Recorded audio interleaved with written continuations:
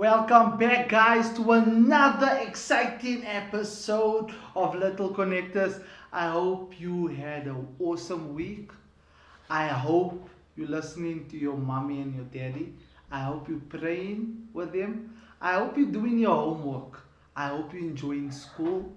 And I hope you're keeping safe, sanitizing our hands, and wearing our masks.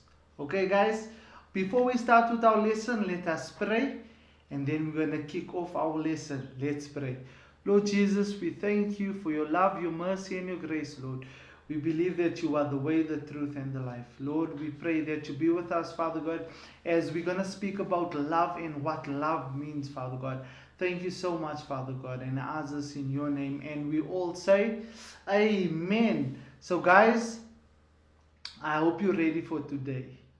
I hope you're ready for today's lesson. Okay, guys, so before we carry on, let us just go listen to where is the verse, what's the story about, and what is our key ideas. So let's just move over here quickly. Woo! So guys, we're back. So today our lesson is about love. What is love? So we need to understand that love is a doing word. Did you know that God loves you? He still loves you and He will always love you. Did you know that? He loves you so much that He sent Jesus Christ to die on the cross for me and for you, for your mommy, your daddy, your brother, your sister, your auntie, your uncle, your oma, your opa, for everyone, even your best friend. He loves you so much. That's why it's our job to tell others about God's love, because His love is like a verb. He is always doing things for us because He loves us so much. So now we're gonna listen to what is the key idea. So let's go. We back. So guys, our key verse is John 4 verse 11. It says, since God loved us this much, we should also love one another. So God loves us more than anything we can imagine. And our key idea is, I will try hard to love God and others. So we need to try very hard to love God and others. Okay, guys? So let us go watch the video and come back. And we'll talk more about the video and more about love. Let's go!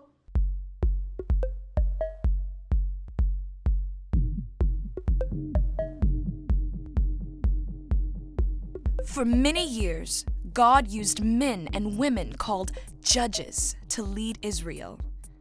They were wise and brave warriors who led the Israelites out of trouble when they were attacked by other nations. But the Israelites still longed for a king to lead them. Despite warning the Israelites of the dangers of having a king, God eventually gave them a man named Saul, a tall, handsome man loved by all the people. But King Saul turned away from God's ways, treating his people poorly.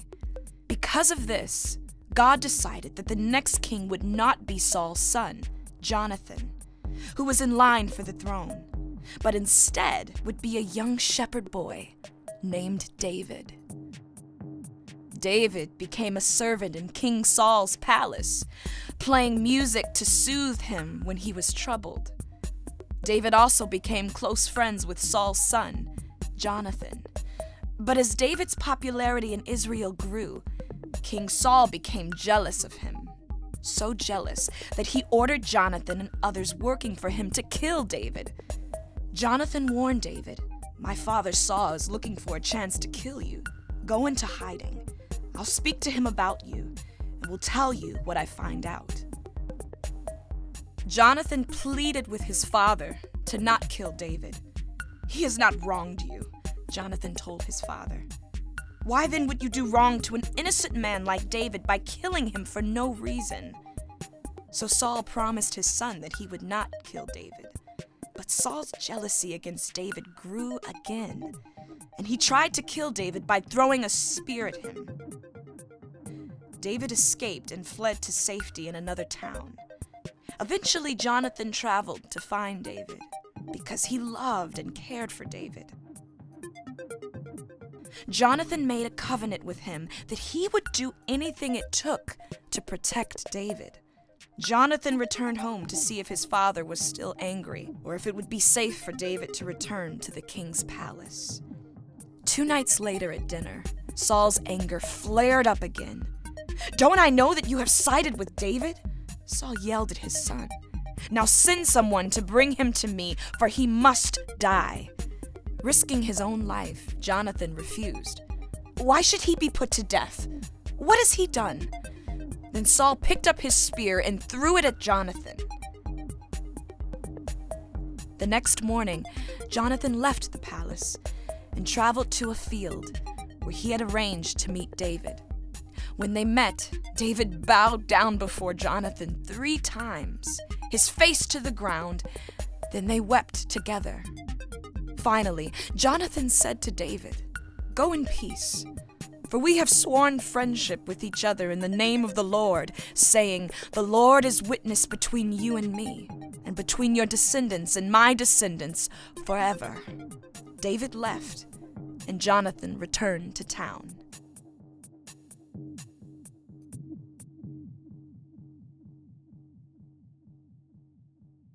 Hey guys, welcome back. So this video taught us that jealousy won't get you anywhere. We need to love. David and Jonathan was like best friends. They had each other's back. Jonathan had David's back. He knew his father wanted to kill David, but Jonathan said, "No, this is my friend." So we need to look after one another. We need to pray for one another because we need to love each other. You need to love your mommy, your daddy, but most of all, or the most important love is God's love. You need to love God and you need to love your neighbor as you love yourself, because that's how God wants it. We need to always love each other, always support each other, always be there for one another. Okay guys, thank you so much for watching guys. I hope you enjoyed it, and I hope that you will remember your key verse, your key idea. Okay guys, always remember, God loves you more than you love him. Have another awesome weekend guys. Catch us next week, same time, different teacher. Sharp, sharp. Please follow us on Facebook.